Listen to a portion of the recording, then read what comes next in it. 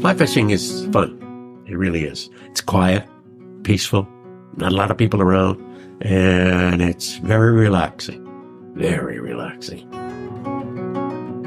It kind of evolved all from having a love for the finished work, and apparently is in my blood because I've always gone back to the canoes. I started reading some books about fly fishing and went out and got a 7-foot Fenwick fiberglass rod and tried my luck. And for the first 2 or 3 years, to be honest, I didn't catch a damn trout.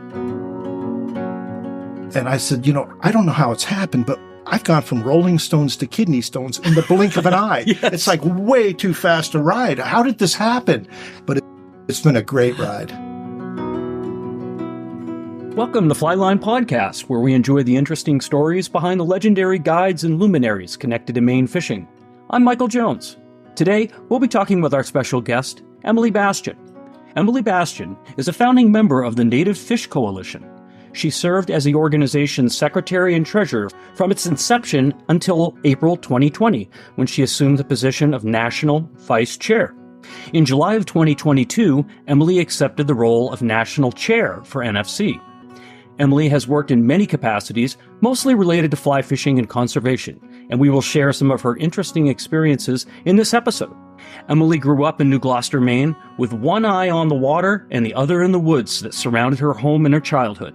Ever since she was little, she had longed to join her father on his annual fly fishing trips to Greenville with his brother and family friends. Her father, Larry, and Uncle Don Bastian taught Emily to fly fish when she was only 8 years old. Emily is a registered Maine fishing guide, and outside of her fly fishing pursuits, she enjoys hiking, backpacking, hunting, and cross-country skiing. Emily has been able to turn her lifelong love for the outdoors, and fly fishing in particular, into a career and lifestyle. Emily works at L.L. Bean, and was and is the first woman to hold the prestigious position as the assistant store manager of the flagship hunting and fishing store. Emily has taught fly fishing and archery at L.L. Bean Outdoor Discovery Schools and holds a second-degree black belt in karate. We have a lot to learn about Emily and her work with her nonprofit organization, as well as her career with L.L. Bean and her life of living and loving nature. It brings me great pleasure to introduce the Flyline Podcast audience to an influencer and leader in Maine and national fishing conservation. Emily Bastian, welcome to the Flyline Podcast. Thank you, Mike. Thanks for having me. Yeah, so for the audience, Emily has agreed to join us at Pineland Farms, and it is a quintessential Maine day. It's got to be 80 degrees today, and we're in Emily's backyard, and she's agreed to sit down and talk to us a little bit, and I think she's got a great story to tell. Tell me about growing up in New Gloucester, and tell me about your family. Sure. I'm the oldest of two. I have a younger brother, Daniel, 2 years younger, and my parents are not from Maine, so I'm not sure if I'm a true Mainer or not, depending on your definition. My dad's from Pennsylvania, and my mom's from Virginia, and they came and settled in Maine because my mom's family was originally from Maine, so her grandmother and that side of the family lived in Booth Bay, and they thought Maine was a nice place to raise a family. So they moved here and purchased the land for the house that they live in now and that I grew up in back in 1979 or 80. So that's where I grew up and built my young life.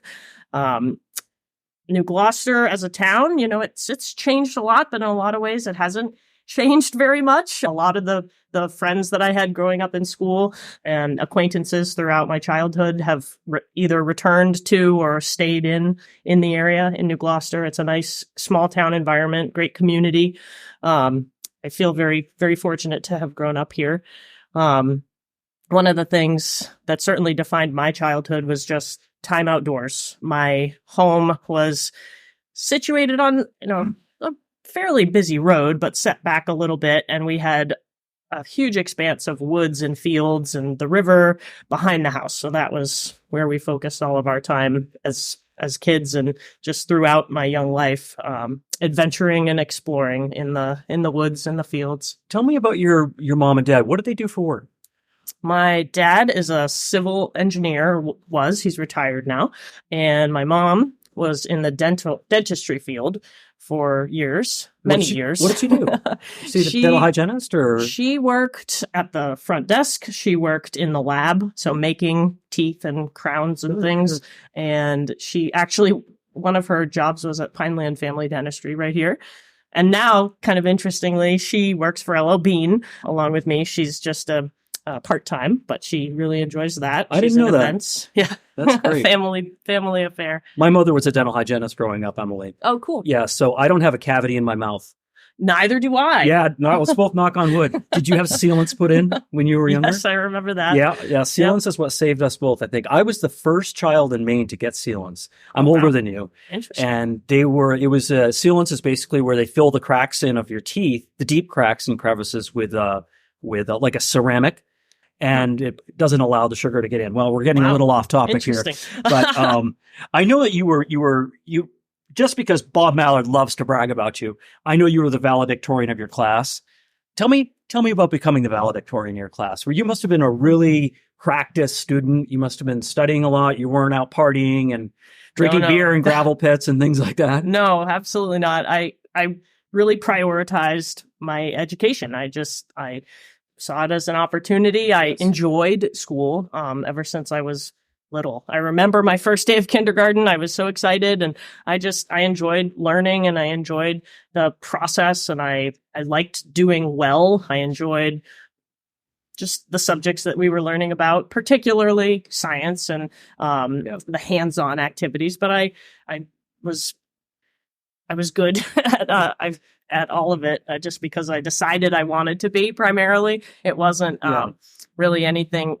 It's kind of was an interesting way that I sort of approached school. Was I decided that I was going to do what I needed to do to be a good student and get good grades, and I wanted to, I wanted to put as much effort as I could into it. How many people were in your graduating class? I think it was less than 200. Oh, wow. So that's quite a bit, though. About 175, I'm going to say, give or take. Yeah. And you graduated top of your class. I did. Yep. We had a strong class. It was a good group of kids. I was proud to be in that group. I am still in touch with a number of them, and it was a great place to grow up and great place to be educated. So, and I know that we've talked about this before, but you went to University of New Hampshire. Mm-hmm. And did you start out with a science major right out of the chute, or did you change? Or? I did. Yep. I knew I wanted to study biology, conservation, so I chose wildlife ecology. I was really interested in fish and fisheries at the time, but at UNH there wasn't a freshwater fisheries focused program. No. So I did wildlife and some classes in sustainability and environmental economics, that type of thing. I studied abroad for a semester in New Zealand. It was a ecology and sustainability focused course or set of courses. It was a full semester worth of courses. Yeah. Study abroad. That's great. That seems to be more popular now than it was when I was in school. I wish I could have done that. Yeah. But it was a great opportunity. But you did make a point earlier that you said that you were interested in freshwater ecology and fish science as well, even at that point. But you just didn't. Yeah. Just because I was very much into fishing and let's go back to that. Fishing. So we talked about your dad a little bit. The outdoors, wildlife. You started fly fishing at a very young age. Yes. Most people don't start until their teens and maybe even their 20s, and some people don't even start till midlife. You started at 8 years old. I did. 30 years ago. Do you remember what your first experience was like? I do. I learned to fly fish. I first picked up a fly rod and first learned to fly fish on the Roach River in Maine in September. My dad had been going to the Greenville area, primarily to fish the roach, but some of the other destinations there with his brother and a group of friends since he moved to Maine. Yeah. So, since the early 80s. Yep. And it was always a trip that I wished I could go on, even as a little kid, even before I was fishing. And I think it was because I loved that area. All of our family vacations were camping, hiking, canoeing. So we used to go up to Moosehead to camp as a family. So I just wanted another opportunity to go to Moosehead. I wanted to be with my dad. My dad and I were really close. So I decided that I wanted to learn to fly fish, and I told my dad that.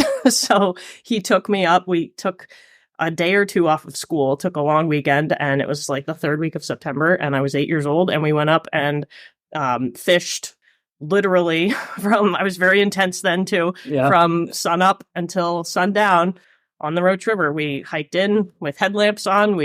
Dad taught me to fish, and I caught my first brook trout, landlocked salmon on the Roach River when I was 8 years old, and never looked back. Where would you guys stay? Would you camp out, or did you get a cabin, or does someone in the family? We always camped. Yeah, we always camped. Sometimes at the state park. Yes. A lot of times at the state park, but sometimes we would also camp just on the river. Well, near a parking kind of trailhead area, I should say, sort of just off the dirt road like I'm familiar. Mainers do. Yeah, I'm familiar. If you're along the road, there's some fire rings and pull-offs where people go. And like you said, if you don't go with a headlamp, you may not have the best spot in the morning. Well, back then, you could be first to the river just hiking in, after after an early breakfast. Now I think they camp out all night on the shore. I know. And it's the other thing that I've noticed too, because of global warming, and I believe in global warming and that it's a real thing, is that I remember going to the Roach River and having to have my waders thaw out in the morning because they were frozen. Yeah. You ever had that happen? Yes. I remember wool caps and fingerless gloves, second week of September. I remember a couple times having to dip my fly rod in the water because the guides would ice up. It was a different world. And then a couple of years ago, I remember fishing in T-shirts at the Roach River. I know. I went with a friend maybe 5 years ago. I mean, I've been several times, but at that point, it was too warm to fish. The water was warm, and it was still late September. It's just so we'll see if changed a lot in a relatively short time. Very quickly. That's exactly right. Well, Emily, this is great. I'm having a lot of fun. After you graduated from UNH, you started to take on some really cool jobs. You didn't just go work for one person and just go work in an office. You actually started doing experiential work. What was your first job out of college? Right out of college, I was a field biologist for a season for the Loon Preservation Committee in New Hampshire. So I was one of, I think, 7 young. Most of us were young people, but there were a few that were later in their career that were assigned a particular region of the state. I had the Monadnock region, and we had to monitor, boots on the ground, the breeding loon populations within that region. So good for you. It was trying to document as closely as possible the dates of hatching, the nest site locations, the survivability of the chicks. And it was mostly by observation and some human interaction as well. So establishing relationships with people on the lake so that you couldn't be everywhere at once. So learning to collaborate with people who were also interested in that work. And I can see you in a boat. It was neat. Yeah. A canoe, primarily kayak. I had to kayak on and off my little Honda regularly. And it was great. It was just, I was outside all summer. I was exploring, learning a lot. So that was a cool experience. And then you worked as a Park Service ranger? I did. I was I was in Yellowstone for an internship. That was a fisheries internship. And then a couple years later, I did a stint as an interpretive ranger in Colorado. So it was my excuse to get out west. I had wanted since I was a little kid to go out west, and it never worked out. So at that time, I was between jobs, and I said, I'm going to find a way to get out west. And I did. That was the internship in Yellowstone. And I packed up my Honda CRV and I hit the road, and I was gone for 4.5 months. Awesome. I camped every single night. Awesome. I didn't come back until it was too cold to continue camping and fishing. And did you fish in the park? It was awesome. I did. Yeah. Yeah. Tell me about that. Yellowstone is a remarkable place. It's just it's an amazing place to be and experience and observe if you're an ecologist and conservation focused person like I am, and someone who appreciates wildlife and the natural world. Yeah. I got away from the roads and off the beaten path as much as possible, much to my mother's chagrin. I was by myself 98% of the time. I had a flip phone at the time that was not in service most of the time. So most of the time, I wouldn't advise this. Now I'm wiser, I would say now, but most of the time I was off grid. Nobody knew where I was. I had a lot of adventures. I saw a lot of wildlife, caught a lot of fish. It was amazing. Yeah. And were you by yourself? Yeah. Oh yeah. Wow. I was by myself the whole time. Yep. Yeah. At that point, had you studied martial arts, or is that something you started doing later? Yep. Yeah. Yep. So it must have given you a little bit of confidence. I was a black belt, a second-degree black belt in martial arts. Just a confident person. I had been outdoors a lot. I was confident in orienteering and map and compass, and I had always had a good first aid kit, survival kit. I knew where I was going and what to do, and I had some emergency preparedness, but. Any close calls? Yes. I was false charged by a mother grizzly bear in Glacier National Park. Yep. While hiking alone. Again, not something I would advise at this point. But that was the situation. And it was just, there was no one around. I was on a section of trail that was heavily wooded, and came around a bend. The wind was in my face. There was some ambient noise with the wind, and I just all of a sudden I could see, smell, hear bear. And before I knew it, she was 15 yards away from me. Yeah, kind of pumping her front legs, chomping her jaws, and huffing and looking at me. And I think it only lasted a few seconds, but I had bear spray, I had a sidearm, but I just froze and spoke quietly. Yeah. I don't know what I said, but I remember not looking right in her eyes, just kind of being very alert and aware, but speaking quietly and thinking to myself of what I would do next if I needed to. And then all of a sudden, I heard something, and I just moved my eyes to the right, and this small cub ran between us and disappeared. And she quick looked at him, looked back at me, and then took off. That's great. It was amazing. So for the audience, a false charge is not really a full charge. It's they bounce. Emily was bouncing with her body. You can't see it on an audio podcast, but they just basically demonstrate their dominance really quickly all at once, and either growling or shaking your head or whatever. And that's scary. Never had it happen myself. That's just incredible. And then after that, so you work out west. And then after working out west, did you come back and work for the AMC at that point?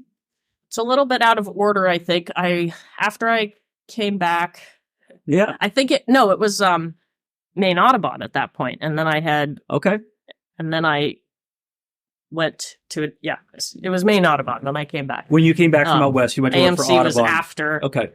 Trident was after Audubon. AMC was after that. Yeah. Yeah.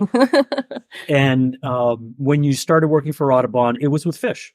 It was. Yeah. Tell the audience about, you were working with some surveys. I was. And I loved being out west, and I could have seen myself settling out there, but I also realized that I missed Maine. I missed my home. I missed brook trout. Oh, I know. I decided while I was out there that, my calling, so to speak, I was driven to come home. So I came back and I started working for Maine Audubon. Yeah. And the brook trout survey project, the brook trout remote pond survey project is what it was called then. And it was originally a partnership between Maine Audubon, the state, IFNW, and Trout Unlimited was involved at the time as well. And we were, I was responsible for recruiting volunteers, so anglers from the public, to send them out into the remote parts of the state, into waters that had never been officially surveyed before. So these are lakes and ponds, primarily small waters, very remote, that we had no survey data for. So, and had also no stocking records. So the presumption was if the volunteers found brook trout, for example, then that was a wild native population, self-sustaining. So that's what we were looking for. We were looking for previously undocumented populations of pond-dwelling native brook trout. And you were working more on the administrative. You were collecting the data from volunteers, right? Yep. I helped design the survey. I compiled the data sheets. I recruited the volunteers. I did the kind of the outreach work. Right. I got the data as it came back incoming and summarized it at the end of the season and passed that information on to the state. But the volunteer coordination piece took the biggest chunk of time, just helping people figure out how to get into these places safely and find what they needed and get the information. Yeah, and they didn't need to spend days on end. They just needed to see, Nope. hey, is there anything living here? And what is it, right? It's observational. Yeah. That's how we first met. You don't remember, but I remember going to, I think it was the fly fishing spring weekend that LL Bean has, and I believe you might have had a table set up trying to recruit volunteers for your effort. Does that sound right? Yes. Yeah. And I think I signed up, like, hey, put your email down here to get on the mailing list. And then I started getting all these emails from you and Audubon saying, hey, we need more help here. We need more help there. And reluctantly, I wish in hindsight I had done more, but I was really tied up. That's really good. I think that's I met some great people. Yeah. And that was really starting to dip your toe into brook trout, really, right? Absolutely. Yep. Yeah. It was an awesome experience. Yeah. And I learned a lot about the heritage fish law through that. Expand on that. What's the program called again? The state heritage fish law protects lakes and ponds that are designated as state heritage fish waters because of the presence of brook trout, later amended to also include Arctic char. These are lakes and ponds that have either never been stocked or not stocked in 25 years or more. Once those waters are added to the list, the legal prohibitions are no stocking shall be allowed on those waters, and the use of live fish as bait is not permitted. The use of live fish as bait is, of course, to prevent the introduction of non-native species, which can become invasive and detrimental to brook trout. And stocking, of course, the prohibition on stocking, of course, is to maintain that self-sustaining wild native population. Don't pollute it with non-native fish. Right. So I think one of the things I remember you explained to me before, Emily's super smart people, is explaining for the audience the difference between native, wild, and maybe stocked fish, just by definition. Yeah. So native, simply put, would be indigenous, so historically present. It's a species that evolved in that environment and is indigenous to that particular water, we would say. Wild means self-sustaining, born in nature. So we often I would use the terms wild, native together when I'm referring to a water on the state heritage fish list, for example, that's never been stocked. So those are wild native fish. They're self-sustaining, born in nature, and they're indigenous to that water. A stocked fish is a fish that was reared in a hatchery environment. Then those fish are taken and introduced into waters, primarily for the purposes of angling, but sometimes for reintroduction purposes. And that's really where Maine, I think, in hindsight, got it wrong. I think that the IFNW, with its best intentions of, trying to sell licenses and making opportunities, here we are sitting actually next to a stock pond right here at Pineland Farms. And that gives people who are new an opportunity to come catch a fish. But when they try to put non-native fish like rainbows, browns, or even just hatchery-reared brook trout into a population of native fish, you can't turn the clock back. And they've done it in so many places. And it's not, at the time, they didn't think about it in the way that we understand science now. So it's, there's a blame game there, but blame has no home. But really. Yet we're continuing. Well, that's right. Now we know better. And we'll talk about native fish because that's really what you guys are trying to do, is you're trying to make it a little bit more, put a larger focus on the mistakes that are currently being made as well. You mentioned Trident just a minute ago, too. Do you want to talk about that? Because that would have been your first stint with retail, right? Well, LL Bean came before that, but it was LL Bean was one of my first jobs. Tell me that. Tell me that story. I was hired to work in the hunting and fishing store at LL Bean, right after I graduated high school in January 2004. Yep. So I took a year off between high school and college. And one of the things I wanted to do was work at LL Bean, and I got a job. Sure you did. And started in operations, so kind of back of house. Yep. But very soon was invited to start to work on the floor. So really I was in the fly fishing department primarily, doing some cash register work too. But it was really the fishing side of things, of course, that got me most excited. But that was That was 2004, so that was quite a while ago. I was seasonal, and then I would come back on breaks from school and summers and work as I could when I was in Maine. So that's how you started doing a little bit of retail work.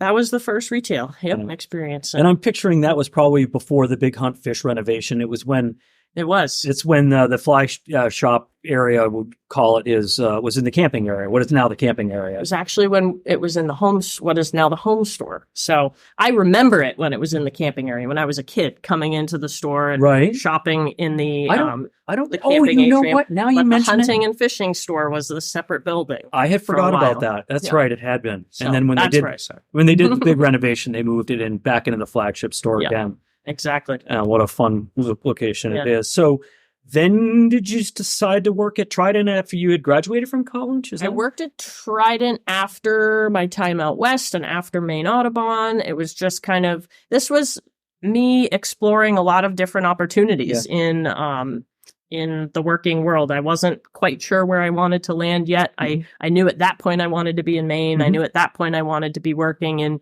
fish, fishing, conservation. I was a very passionate fly fisherman, of course, at that time. And I was interested in that as an opportunity to learn more about fly fishing gear and tackle and that side of things. So I took the job as general manager at Trident and learned a lot. Had a lot of fun talking to people from all over the world who were buying gear for fish I will never see, but just learned about different tactics, techniques, destinations. So it was fun. And then, I kind of got to the point where I felt like I'd learned as much as I needed to about the gear tackle side of things, I guess, there, and I wanted something different. So I did a totally different job with the Appalachian Mountain Club after that. Okay. I managed a off-grid lodge, wilderness lodge, where outside was of that? Greenville. That was the Gorman Chairback Lodge. Yeah. So I did that for a few seasons, living off the grid in a little cabin and, working as the lodge manager, meeting people from all over the place who in the wintertime would ski in the summer could drive in, but it was a fishing, hiking destination. And for the audience, Trident is a fly fishing shop. It's now located in the Portland area, but they were located in Windham. And Emily was boots on the ground at Trident. She was working in the shop every day, taking phone calls. And one of the things that Trident did and does still is they really have a very strong online presence. Mm-hmm. So if you are searching for a particular reel or a particular rod or line, you can actually get someone on the phone that really has knowledge about what that product is, and they can fill in the blanks for you. It's a different approach to running a fly shop. It's not a traditional destination fly shop. Yeah, exactly. So, very different than LL Bean, very different than Aardvark Outfitters, where I used to work, where you were really interacting with people that were coming in to really, they were going fishing that day, right? Yeah, that's awesome. So I think we might be at a good point to take a short break, Emily, and then I'll do a Flyline flashback, and we'll come back and we'll talk about NFC. Cool. This Flyline flashback focuses on the life and legacy of Carrie Gertrude Stevens. Carrie Stevens was born in Vienna, Maine in 1882 and stayed in Maine her entire life, never traveling beyond the state's borders. She moved to Mexico, Maine, and met and married her husband Wallace in 1905. Wallace was a fishing guide, so the couple moved to the Rangeley Lakes region. They settled into their own home in 1919 near the Upper Dam, the outflow below Mooselik-McGuntick Lake. Stevens had fished with bait throughout her life until a local friend and charismatic duck decoy carver and angler, Charles Wheeler, had shared a streamer fly with Stevens in 1920. Wheeler, who was also known as Shang, tied the fly based on an English pattern, and he encouraged Carrie to try her hand at the art of fly tying.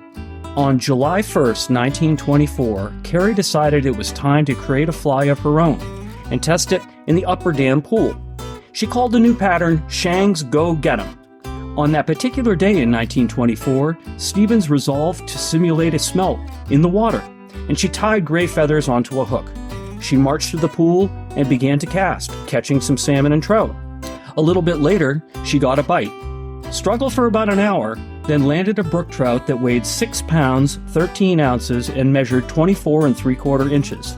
Stevens' brook trout was the largest taken at the Upper Dam pool in the previous 13 years. Carrie entered her catch in an annual fishing contest held by Field and Stream magazine and took second place. The following year, in 1925, the magazine's editor decided to publish Stevens' written account of her trophy catch. The sentence, "He was caught with a Thomas rod, 9 feet in length, a hardy reel, an ideal line, and a fly I made myself." Following this highly publicized catch, orders for this fly began to arrive immediately, and Stevens suddenly had a new career. Carrie opened a shop at the Stevens home known as Rangeley Favorite Trout and Salmon Flies. But Stevens viewed this as a side business, maintaining both her household and her husband's guiding service, which took priority. The fly that landed her record brook trout quickly evolved into a more refined pattern, the gray ghost, and was the most requested of Stevens' work. She had private clients who would submit special requests to her, but she also sold her flies to stores and camps in the Rangeley area.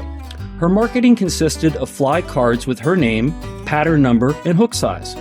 She opted to use half hitches instead of a vise while tying. She was very protective of the dozens of new patterns she created and the thousands of streamer flies she dressed. In fact, she never allowed anyone to watch her work.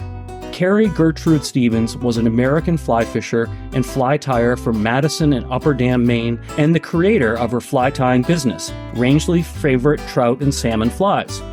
Self-taught in the art of fly tying, Carrie Stevens invented the Gray Ghost Streamer, an imitation of the smelt pattern that is widely regarded as one of the most iconic of all fly fishing streamer patterns in the world. And now, back to the second half of our episode.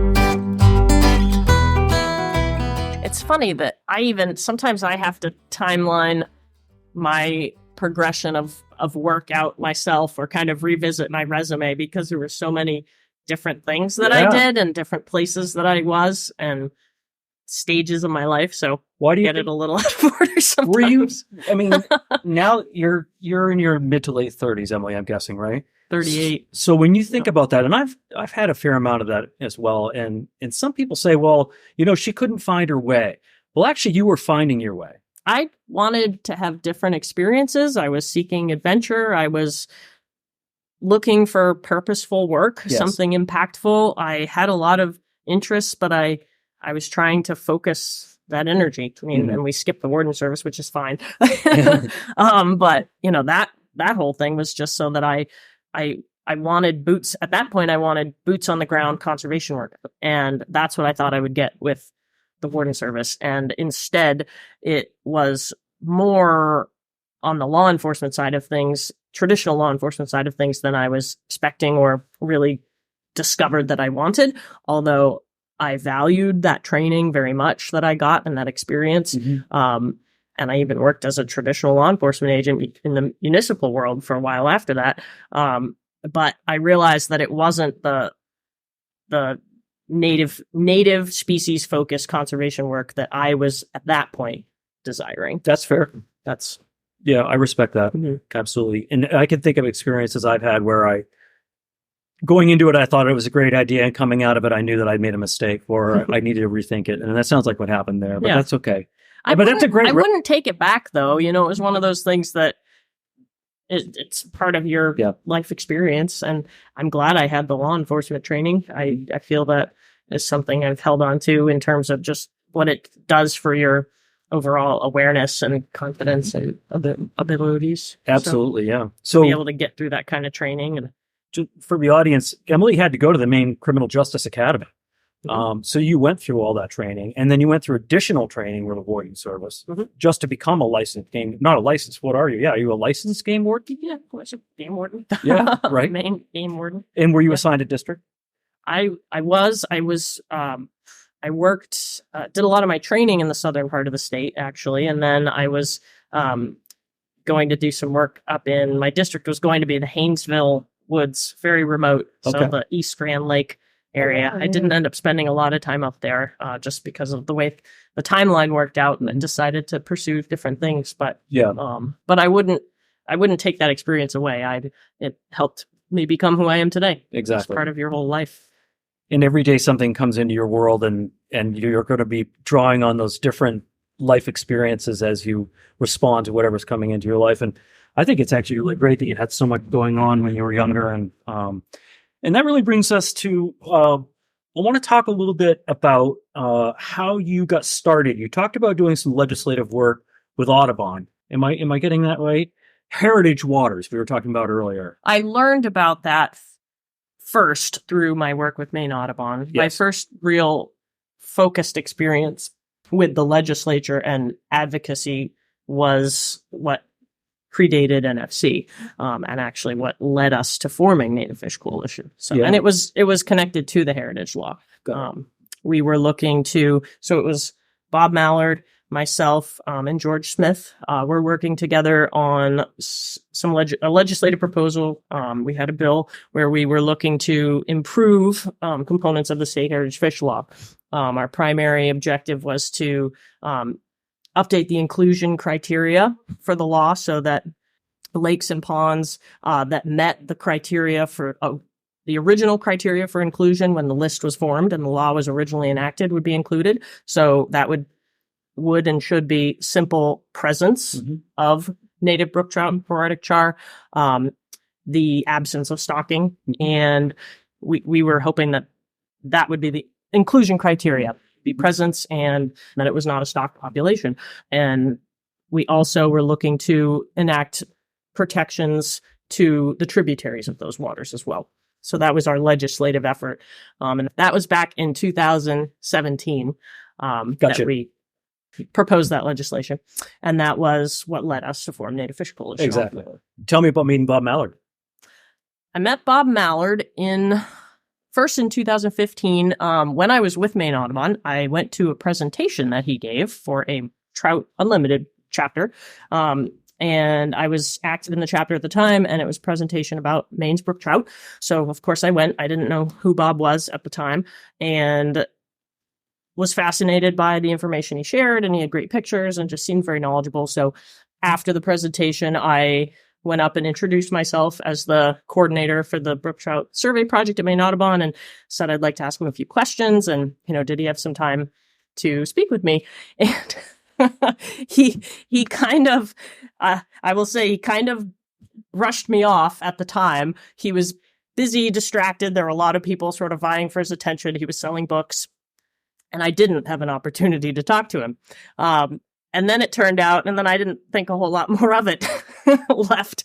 And then it turned out, I found out later that his wife, who was at the presentation too, said, "You were very rude to that young woman at the presentation. She just wanted some information. You should reach out to her." So a couple days later, I get an email from Bob, and we started a dialogue about my work at Audubon and his experiences with fish and fly fishing in general, but primarily Maine brook trout and advocacy in Maine for native fish. So that started the whole ball rolling. We ended up next time after that I actually saw him was at the fly fishing show in Marlborough, Massachusetts. We both ended up there in the following a few months later. And we became friends, and we're fishing friends and co-founders later on of Native Fish Coalition. So, yeah, that was the origin story. What was it like starting? I mean, it's a 501c3 nonprofit organization. It really just started in Maine. It did. We were officially Native Fish Coalition of Maine when we originally incorporated. Yeah. Still have some of the original decals. And we had a lot of help from a young man, Tom Dickens, who was the original person who contacted. He's was a Mainer, Maine resident, active, and he's a fisherman and conservation-minded person and also politically active, but he called us after the hearing that we were involved in with George Smith for the state heritage fish law improvements and said, "I listened to the entire transcript of your testimony. You guys have a great case. You had an excellent position. You need some formal support and you need an organization. You need someone backing you." He said, "Have you ever thought about formalizing and kind of incorporating a nonprofit?" And we said, No. And he said, "Well, I can help you." And he helped us kind of navigate some of the legalities and the technicalities of forming a 501c3 and incorporating and getting our documents in line. And, and it was incredibly helpful. I'm Yeah. not sure we would be where we are today without Tom. So. I can't imagine navigating that. Yeah. I have a hard enough time running a podcast, but I get a nonprofit organization. But, well, you guys are doing a great job. You have a great web presence. And I would encourage the audience to absolutely go to the website and make a meaningful donation because they're doing fantastic work, especially if you have an interest in preserving the precious waters that we all enjoy in Maine. So NFC started in Maine, but you guys have expanded. We have. We originally, as Native Fish Coalition of Maine, very quickly realized that there was interest and passion for native fish conservation outside of Maine, and we changed our incorporation to Native Fish Coalition, and we started opening chapters in other states. New Hampshire and Vermont were the first two. We quickly expanded from there. We're now in 17 different states, contiguous from Maine to Alabama into the westward movement. We're in West Virginia. Of course, by definition, then, geographically, not just about trout. We're not just cold water. It's all native species. And would not be surprised if we're 20 states deep by the end of the year. Yeah. So the support has been really humbling. Yeah. So again, native fish doesn't mean native brook trout. Correct. You just touched on that. It's really just protecting all native indigenous fish and wild, right? Correct. Wild native. Where they are and where they're still surviving. Yes. So does the organization, Emily, have a mission statement? Yes. Protect, preserve, restore wild native fish through stewardship of the fish and the places they live and their habitats. So it's not about just cold water species. It's not about game fish centric. We look at all species. We believe that truly healthy, resilient, functioning aquatic ecosystems, we can't get there until we have the full complement of native species present. Absolutely. Yeah. What other species other than trout are we talking about?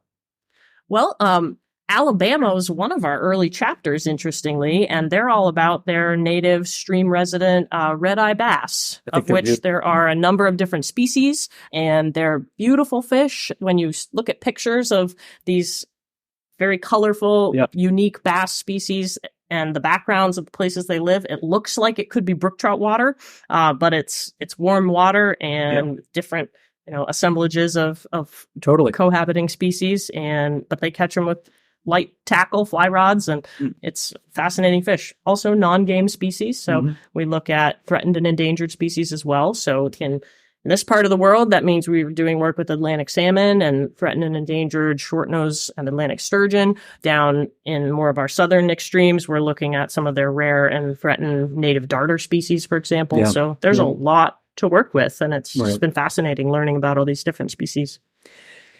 So, Emily, one of the things that I'm curious to know is, I know I've talked with Bob Mallard about this a number of times, and I was surprised to hear his take on it, but let's look at a section of river in Maine that was industrial, like, let's say, Shawmut on the Kennebec, where we're probably not guessing that there's much original native wild, what would have been there before dams and industry.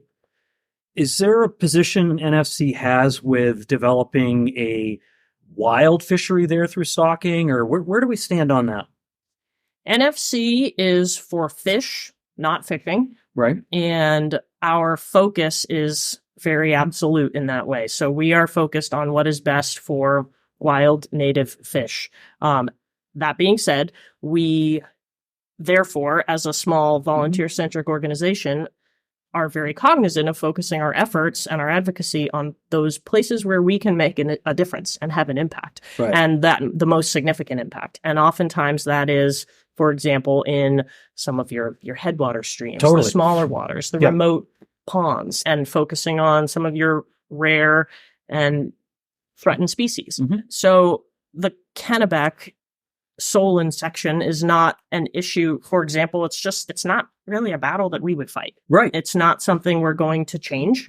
And seeing that your question was more about fishing than fish, it's just, we'll leave that for other individuals and organizations to worry about. Where we would become involved is when there was a question about an impact on a native species. Absolutely. So, and what's happening is, and Bob and I have talked about this, and also my friend Bill Pierce and I have talked about this, is that the fishing in some of the other places that are not considered native and wild has become so poor that it's drawn the diehard fishermen to places like the Rapid River and the Galloway and deeper into the woods. And it's putting a lot of pressure on these really fragile places. And I think it's high time that we try to reconsider what we can do recreationally so that someone doesn't have to drive 2 hours to go catch a trout. But in any event, that's about fishing, and that's what you and I are out here to talk about. Let's go back a little bit about legislative efforts. How's that gone? I mean, how has Maine received you and NFC coming to them with ideas? We are very active in monitoring current legislative proposals that would affect wild native fish species. We review in detail every year the proposal of regulations and changes that comes from the state Department of Inland Fisheries and Wildlife. Our message is certainly resonating with more and more people all the time, I believe. And I think that kind of what you were alluding to earlier in terms of, in a lot of places, an overall decline, unfortunately, in the quality of the fish and the fishing in this state is making people more aware of the need to protect and conserve what we have that makes Maine special and unique. So I certainly think we're making headway and moving in a positive direction overall. I'd like us as an organization to be more legislatively active. We're not a lobbying organization, so we wouldn't be in that capacity, but in terms of kind of working with legislators to propose more bills to help improve the state of conservation focused on native fish species in Maine. We've done some of that. We were the initiators of a bill that was proposed a couple of years ago to formally list Atlantic salmon as an endangered species as part of the Maine Endangered Species Act, MESA, which it absolutely should be. It's not. What? It's a critically endangered species. It's endangered at the federal level. Maine is the last bastion for any remaining genetic integrity for Atlantic salmon in the United States, the contiguous United States. It's the only place in the contiguous United States where the feds are putting any effort into restoration, yet it's not listed at the state level. Why? We believe that's a violation of the intent, if nothing else, of MESA. But it didn't go the way we had hoped. We're continuing efforts on that front. Is that driven by industry? Stay tuned. Is that driven by industry, or is that driven by licensing, or is it's a highly politicized issue, unfortunately. Yeah.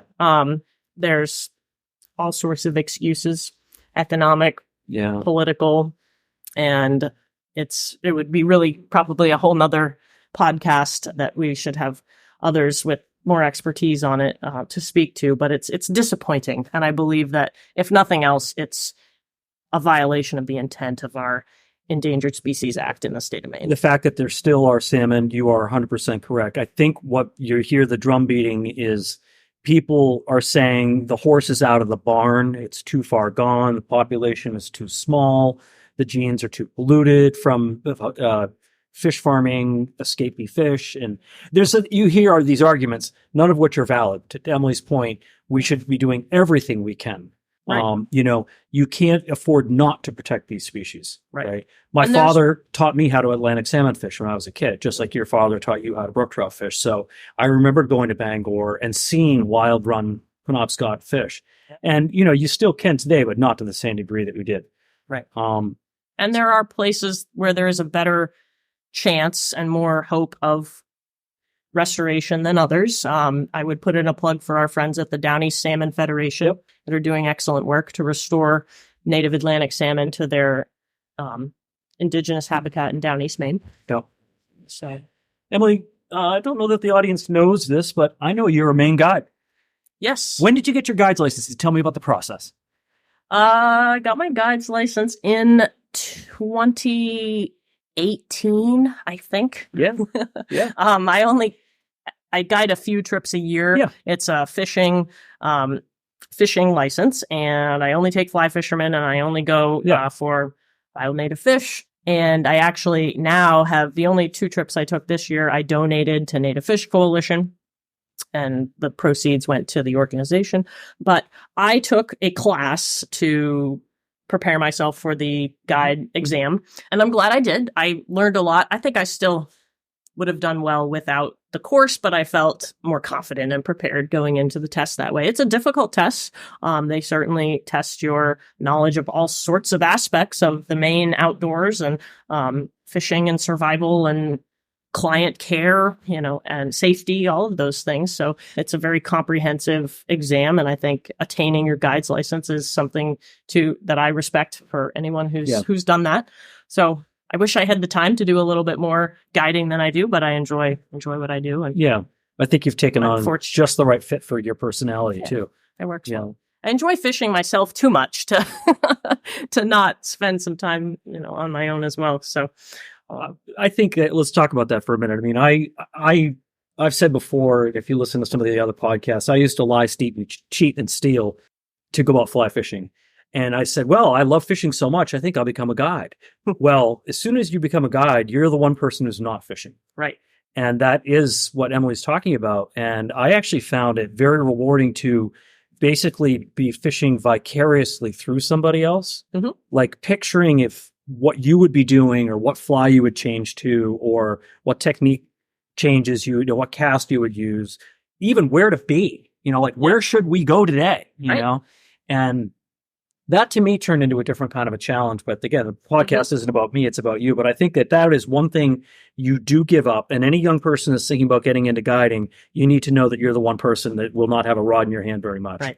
And it also what Emily does is kind of challenging too, because you're trying to take people into remote areas. Right. So your guide, let's talk about a guided day with Emily Bastian. Sure. I like to give people the option to fish. So say we're going for wild native brook trout. So the first question I'll ask is, do you enjoy fishing moving water or still water? And I try to put in a plug for Maine for being really the last stronghold for the remote wild native brook trout pond fishing. Totally. It's really a unique experience if you haven't done it. And the focus can be on also kind of as an aside, showing people our heritage fish waters and how special they are. So I've done both. I've guided ponds and primarily for the moving water, it's been the small streams. So we'll go to a remote spot, we'll hike as far upstream as we want to go, and then we'll fish out. And we're covering a lot of water that way. It's not standing in one place with a nymphing rod for 8 hours. We're covering some ground. You're not guiding the Roach River. No, I'm not. Even though I love the Roach River, I'm guiding. It's a different kind of experience. I like to keep people moving and active. So I have to understand my client. Also, Bob and I guided a pair of really just wonderful guys last year, older gentlemen. One was Jim Finn, the creator of the Golden Retriever, actually, fly that a lot of people in Maine know. And he and his friend Roger wanted to fish ponds. So we met them at the end of the dirt road, right where they turned off the tar, and we drove them miles in the Maine woods. Notice Emily's not telling you where she is. Right. Yes.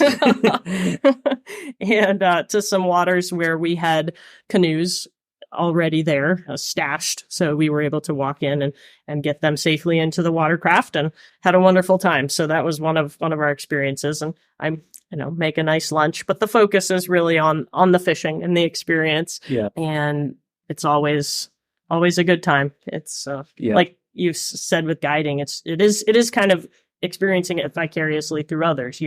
You gain satisfaction from seeing other people experiencing this wild place and catching a native fish. So, and it's tremendously rewarding to be kind of on the instructor, tutor kind of position of that. I think people really appreciate when you allow them to have that experience by making it possible for them. Yeah. Otherwise, they may not be able to do it. Right. I can't believe we've gotten this far into this discussion without talking about Don Bastian. Oh, yes. My Uncle Don, my dad's brother, older by 1 year, was a very well-known fly tyer and fisher and author in his world of fly fishing, a regular at all the shows, and was on the tyers aisle. Don he specialized in the classic wet flies, primarily the Ray Bergman's patterns, did the full color plates for from all of Bergman's trout flies in his original book. I learned to tie because of primarily my uncle, also my dad, of course. He and my dad learned together. They taught themselves together. Their story, I think, was their dad gave them a vise and a few materials and showed them how to tie, I forget what fly it was, but showed them how to tie a fly. And that was it. That was the extent of their instruction. And then they figured it out together. And my dad still ties, all his own flies, as do I. My uncle took it to the extreme and became a professional and an absolute perfectionist. I learned a lot from my uncle. Yeah, I sent you, I was at Thanksgiving at my aunt's house in Chelsea, Maine, and she had this very rare Bergman book. I mean, beautiful. And I was reading the forward of it, and I texted you, Emily, to say, this is your uncle right here. And I mean, it's a commanding encyclopedia of patterns that he has taught, Don Bastian. Yeah. And like your uncle and your father, I wasn't formally taught how to tie flies. My dad went to the L.L. Bean fly tying class with our Penobscot Indian neighbor, Terry Neptune, and they came back, and I literally just sat and watched them. And my father had the toilet bowl wax ring that we'd use for dubbing wax, because that's a lifetime supply of it rather than getting the little thing. All these little tricks. Bean was great about giving away these. And instead of using a proper purchase whip finisher, we had like a toothpick with a little bit of mono tied on the end, and then you could put the tag end through and pull it to whip finish your fly. That's awesome. So is Don still alive? He's not. He passed 2 years ago. Yeah. Oh, I'm sorry to hear that. Yeah. So he didn't live a full life. He lived a full life in terms of enjoying his life, but not as long as we would have hoped. But I think of him all the time whenever I'm fishing, tying. I bet you do. He's a great inspiration. Emily, we talked about your guiding. We've talked about NFC. I think another facet of who Emily Bastian is you're a hunter. I am. Mm-hmm. Tell me about how you got into it. I got into hunting quite a bit later than fishing. I was a senior in high school when I decided I wanted to go turkey hunting for the first time. I don't remember why I decided I wanted to go, but I was interested in it. And a neighbor and friend and my dad had never been turkey hunting either, but he was excited that I was interested in learning to hunt because he grew up hunting. So he and I together kind of learned about turkey hunting. And it was my senior year in high school, the last couple of weeks of the year. So, it's not that serious at that point. So I was actually kind of got permission to come into school late a few days. Yeah. I was out in the woods chasing turkeys. And it was just what I love about hunting is a couple of things. First, obviously the excuse to have that experience in the outdoors by yourself or with my dad. That's how I started, but in nature, without any devices, just being quiet, focusing on what's around you and learning about the wildlife that is around you and the natural environment.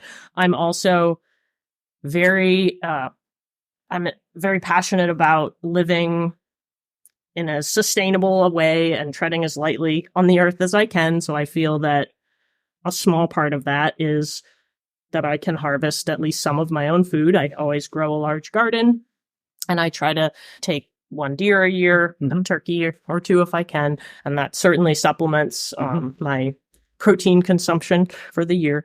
I'm an animal lover. I have absolute respect for all wildlife and was always always have been, still am a lover of animals, and I don't hunt because I enjoy killing things. I hunt because out of respect for the animals and the environment, and I wouldn't ever take a shot that was not ethical. And I have the utmost respect for the animals that I hunt, and I process my own meat and I take it from point A to Z. You do process your own meat? Yeah. Oh, that's fantastic. What's your setup? We have a nice sanitized area in the garage. Yeah, that's great. A big butcher block, and lots of couple big freezers and nice, good system. So yeah, my dad and I we we're self-taught, learn that part together. So are you a tree stand person, or are you more of a walking around person? Both. Yeah. Both. If I'm walking, it's still hunting. So it's moving incredibly slowly, Yes. just an inch at a time.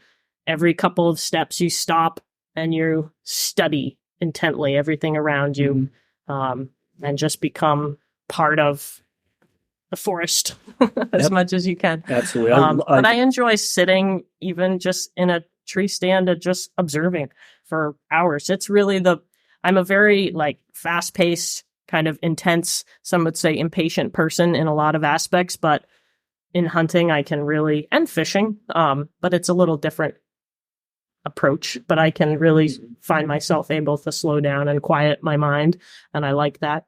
We share that. I actually quit deer hunting because I was too impatient. I shot some nice deer in my life, and as growing up in Maine, and my father was a hunter and whatnot. There's a lot of pressure to get out there and shoot that big buck and do. Your buddies in high school are all trying to. It's the same, but I just found that the scent and the time of day and the commitment it took was, to me, it was just a little too much, and I don't really care for the taste of venison. Some people love it. I bet you do. I do. I just, for whatever reason, it doesn't just quite settle with me, but that's how I got into bird hunting. Because bird hunting, you can slam the door, you can say, I'm out of here, we're going somewhere else, and you can really have it's a little more like, it's almost like the drift boating of the hunting world. You're doing it with somebody else, and so it's a little bit different, but I have a tremendous amount of respect for people like yourself that do have the patience to do it, because it requires patience. Deer are very, very, very aware of their environment, and you have to blend in. Right. Right. I think the reason I haven't spent as much time bird hunting, even though it's a ton of fun when you hunt over dogs and are active, that's how I would hunt. And no road hunting for me. Nope. I think it's more that the timing conflicts too much with when I like to still be fishing. Yes. So yeah. That's why come November and early December, I can really focus on deer hunting. Yeah. And I've actually started to do more bird hunting in November because of climate change. I like it to be cold when I'm bird hunting. It allows a dog to not get too hot. Speaking of dogs, and speaking of your love of animals, tell me about Maybelle. Maybelle is my black lab. She is going to be 5 this November. She's my first dog as a individual, a single person. I grew up with dogs, always had pets, and when I was living with my parents, we always had a dog, but Maybelle was the first dog that I went out as myself to take as my own. So she's my fishing buddy and camping buddy. She comes on all the trips, and she stands right beside me on the streams. She likes to look at all the fish. She always looks very confused when they disappear back into the water, but she loves to watch them. And she's funny. If we go too long without showing her a fish, she starts to get impatient. She'll start to bark and kind of get mischievous, but she's very intent and very good when we're catching fish. It's pretty funny. But she'll sit in the canoe, and when we're pond fishing, looks around, likes to spot rising fish. She's actually pretty good at that. Oh yeah. But she's very spoiled. She has her own cot and her own sleeping bag, and yes, she's a very well. Does she have her own tent, or does she sleep in your tent? No, she sleeps in my tent. She sleeps in right next to me. Yeah, of course. She wants to be near mom. Yep. And in the wintertime? In the wintertime, when the I snow love hits the ground. snow. Yeah, I love snow. I miss that we don't have the traditional snowy winters I remember as a kid. But when we get the snow, I love cross-country skiing, and I love snowshoeing. Mm-hmm. I do some winter camping. I never got into downhill skiing. Mm-hmm. I didn't like the idea of the crowds and the expense. I didn't need the speed. I like the peacefulness of the woods and the quiet and just being able to go out your back door, not have to go anywhere special. Growing up, we used to have the wooden splitkin skis with a three pin binding, and we just go out over the raspberry bushes and the stone wall and go down to the bog. And that's what I love that about skiing. My mother Yeah. still talks today about, we used to ski every weekend in the wintertime. Oh, yeah. And I've seen some of your posts on Facebook that you take Maybelle with you. I do. She loves it. She, if the snow's real deep, she'll follow me and step on my skis, of course. Of course. But if we're on a trail or it's packed down a little bit, she likes to run up ahead and then run back to check on me. And yeah, we have a lot of fun. I remember as a kid, our family, the dog would come out with us too, but it would be all four of us. Dad would break trail in front, and then it'd be me and my brother and mom, and we'd all just trudge through through the deep snow on our skis. And fun. Yeah. Did you use waxless skis or did you use wax skis? Started out with waxless as kids, but then we learned about how to wax for more performance, I guess, as we started going on some of the groom trails around. Pineland has some nice groom trails. Yes, they did. I've gone full circle. We started waxless. I went to wax, and now I'm back to waxless again. I just like a pair of backcountry skis with a metal edge, and that's what I have right now. That's just, to me, it's the only way to go. You can go out in about any conditions, because if it's crusty or if it's mashed potatoes, springtime, the skis don't complain like they do when you have wax on them sometimes. Right. Right. Yeah. Same way. One of the things that I wanted to share with you, Emily, is that we have a mutual friend, Tom Ackerman, and you do some fly fishing with Tom, because Tom's an ex-saltwater guide, and you and your dad like to go striper fishing with Tom, as I do as well, and we go down to the quote-unquote clam hole, to which we will not talk anymore about. He and I were riding back from the clam hole just a couple of weeks ago, and I was telling him that I had the opportunity to do a podcast interview with you, and he said, Emily has integrity. That's kind of a general word. And I said, well, what do you mean by that, Tom? And of course, Tom really is very intuitive. I asked him, what do you mean? And he added, personality is what you are on the outside. Character is what you are on the inside. And when they are the same, that's called integrity. And Emily has great integrity.